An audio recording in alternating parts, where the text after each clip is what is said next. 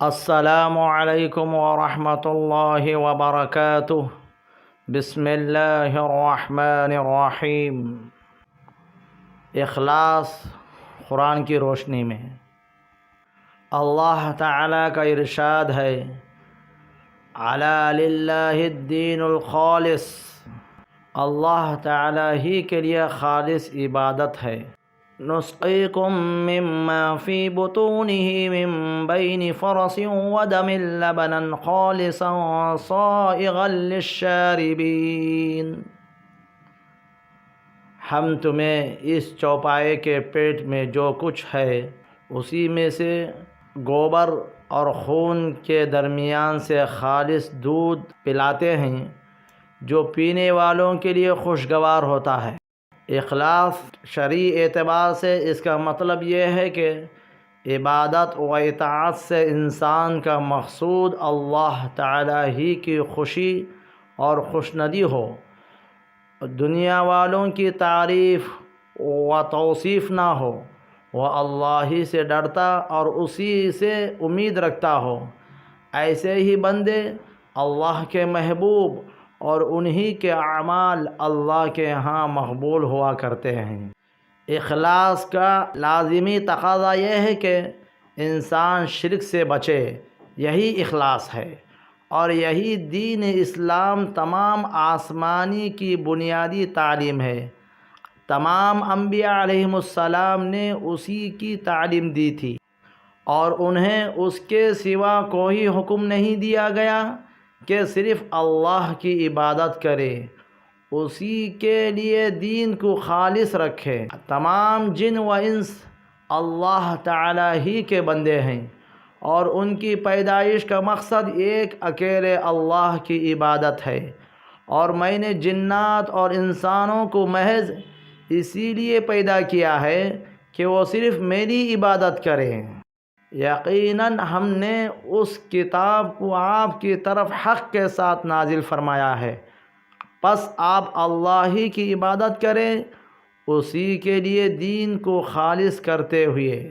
یہاں اللہ کے رسول صلی اللہ علیہ وسلم کو عبادت و اطاعت میں اخلاص کا حکم دیا گیا ہے۔ آپ کہہ دیجئے، مجھے حکم دیا گیا ہے کہ اللہ تعالیٰ کی اس طرح عبادت کرو، اسی کے لیے عبادت کو خالص کر لو۔ کہہ دیجئے کہ میں تو خالص صرف اللہ ہی کی عبادت کرتا ہوں۔ آپ کہہ دیجئے میرے رب نے حکم دیا ہے انصاف کا، اور یہ کہ تم ہر سجدہ کے وقت اپنا رخ سیدھا رکھا کرو، اور اللہ تعالیٰ کی عبادت اس طور پر کرو کہ اس عبادت کو خالص اللہ ہی کے واسطے رکھو۔ تم کو اللہ تعالیٰ نے جس طرح شروع میں پیدا کیا تھا اسی طرح تم دوبارہ پیدا ہو گئے۔ اخلاص یعنی توحید عبادت کا بھی حکم امت مسلمہ کو دیا گیا ہے۔ توحید سے بڑھ کر انصاف کی بات کیا ہو سکتی ہے؟ حضرت صلی اللہ علیہ وسلم سے کہا گیا ہے کہ اہل کتاب خصوصاً یہودیوں سے کہہ دیا کہ تم اللہ تعالیٰ کے بارے میں کیوں ہم سے الٹی حجت کر رہے ہو؟ امت محمدیہ تو اخلاص عمل کو اپنا شعار بنائے ہوئے ہے۔ جب ایک اکیلے اللہ ہمارا اور تمہارا دونوں کا پروردگار ہے تو ہم سب کو اخلاص عمل سے کام لینا چاہیے۔ آپ کہہ دیجئے، کیا تم ہم سے اللہ کے بارے میں جھگڑتے ہو جو ہمارا اور تمہارا دونوں کا پروردگار ہے؟ ہمارے لیے ہمارے عمل میں اور تمہارے لیے تمہارے اعمال، ہم تو اخلاص کے ساتھ اس کی عبادت کرنے والے ہیں۔ وہ زندہ ہے، اس کے سوا کوئی معبود نہیں، پس تم خالص اسی کی عبادت کرتے ہوئے اسے پکارو۔ تمام خوبیاں اللہ ہی کے لیے ہیں جو تمام جہانوں کا رب ہے۔